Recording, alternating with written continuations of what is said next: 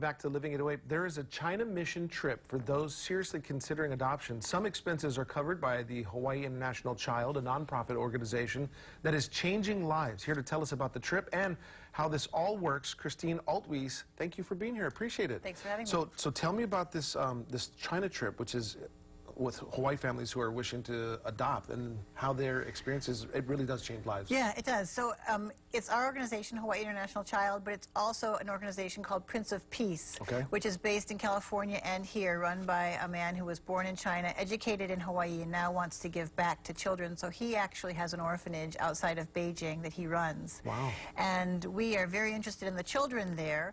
We understand that for some people, adopting a waiting child might be a little intimidating or scary. You don't know what you're getting into. So with his generosity, we're inviting families who meet the basic requirements to come on a trip to China. We just need to have the families pay their round-trip ticket to Beijing, and then once they're there, all expenses are paid by Prince of Peace, by POPs. Wow. So they get a beautiful experience in Beijing and China, get to see China, and tour the orphanage and meet some of the children who are waiting for families. So when you talk about all expenses once you get there, you're talking about ground transportation, lodging, accommodations, food, yes, everything is covered by Prince of Peace, by POPs, because they're so passionate about finding good families for these waiting children. What are some of the considerations for couples thinking about adoption?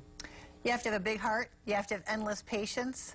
We're not looking for perfect people or wealthy people. We're looking for people who understand what it's like to raise a child, or who are willing to learn.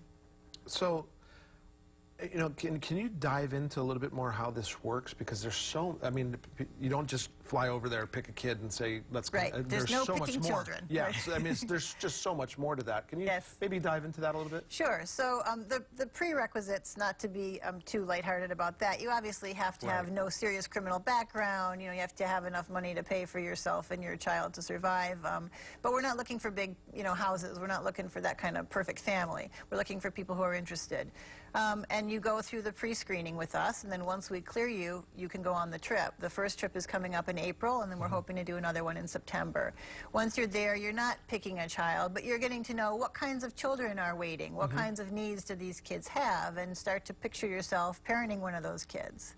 I want to know, I'm sure you have a success story. I want to know something about a parent or a couple that has gone and found their loving child. Do you have a success story? I have so many, I don't even know where to begin, but I'll tell you one. We've had children who came out needing organ transplants and were on life support and came and are now flourishing and doing athletics. We had a kid who had, you know, was missing one leg, and now he's competing in, you know, junior Olympic type competitions. I have a son who I adopted 2 years ago who was 11. And came out, and he's now flourishing, and he's in a private school, and he's cooking, and he's just really engaged in life, and he would have been a child who one wouldn't have considered as an adoptable child. So we're talking about China. We're talking about a place that not many people think of as a friendly place to America. But how does that work? Because they really are in coordination with you guys. Yeah, it's a win-win, and I think everyone understands that, and I think politics fall away when you're talking about the needs of children. Yeah. So, you know, and Hawaii is so close to China, and we're so Chinese in so many ways. We have such a large Asian population here. It's a very comfortable fit. But it's always been apolitical. It's been non-political because the folks there who are in charge of their children in the social welfare departments and the people here in our immigration departments, we all understand that the kids need good homes. So if the kid can't stay with his birth parent and can't stay with a family in China, the next best thing is a loving family somewhere else. What are the needs? How many kids are we talking about here that need a family? Oh, well, there are thousands of children, but, you know, we're working on smaller levels here. We want some kids to come to Hawaii. Many of our kids go to the mainland, to families on the mainland. We prefer them to come here. Needs run the gamut from, you know, like I said, missing a leg, to having minor cerebral palsy, to having Down syndrome, to being deaf. There's all types of needs, and all very lovable, adoptable children. How is this all made possible? How is this program sustained? So our program is run at Hawaii International Child. Some of the fees parents pay for some of the services. Some of it is donations, and we just run a really tight ship. We don't pay high salaries, and the people who work at Hawaii International Child are all there for love.